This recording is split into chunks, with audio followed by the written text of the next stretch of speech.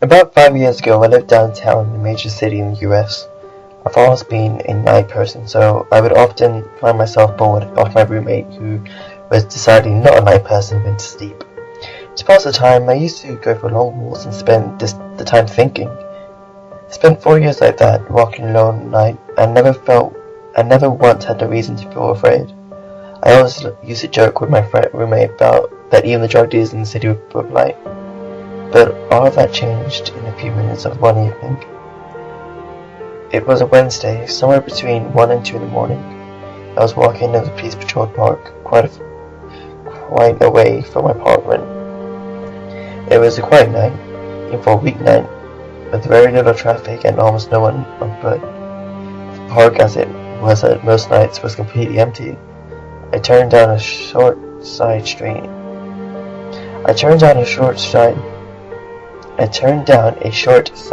in order to loop back to my apartment when I first noticed him.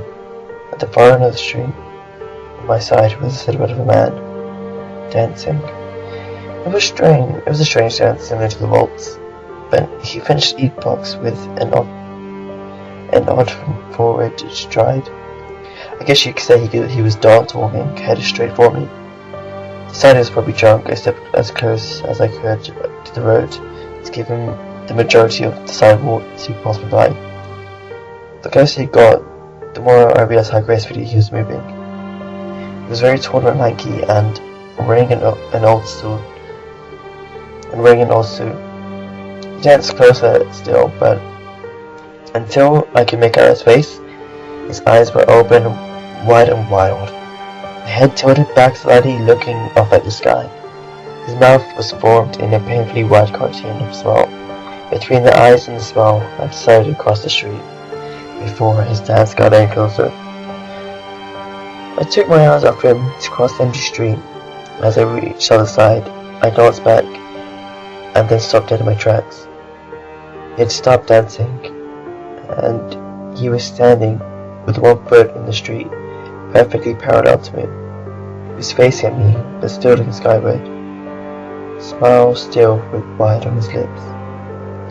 I was completely and utterly unnerved by this. I started walking again, but kept my eyes on the man. He didn't move.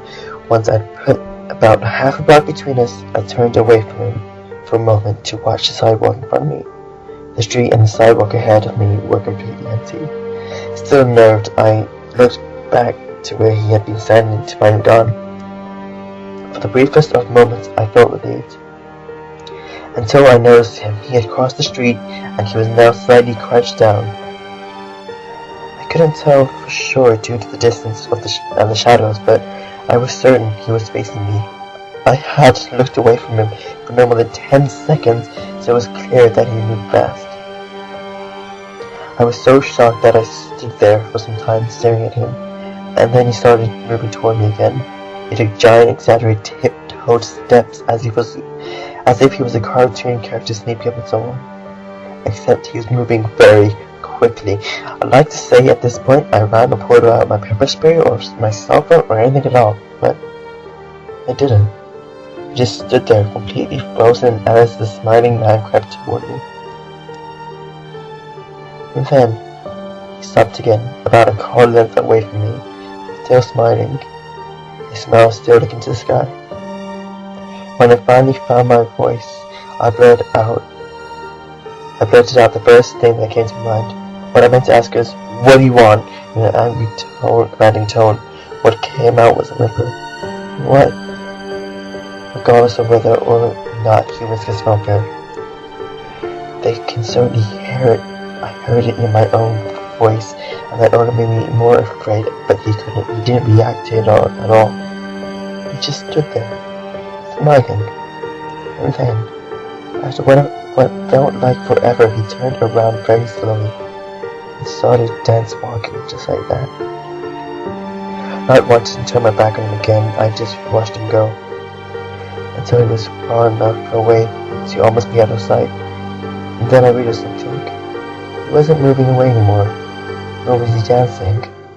I watched in horror as the distance shape of him grew larger and larger. He was coming back my way, and this time he was running. I ran as well.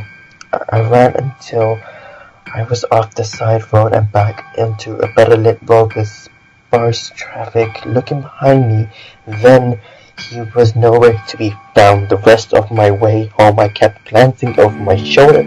I was expecting to see a stupid smile, but it was never there. I lived in the city for 6 months after that night. I never went out for another walk. There was something about his face that always haunted me. He didn't look drunk, he didn't look high, he looked completely and utterly insane. That's a very, very scary thing to see.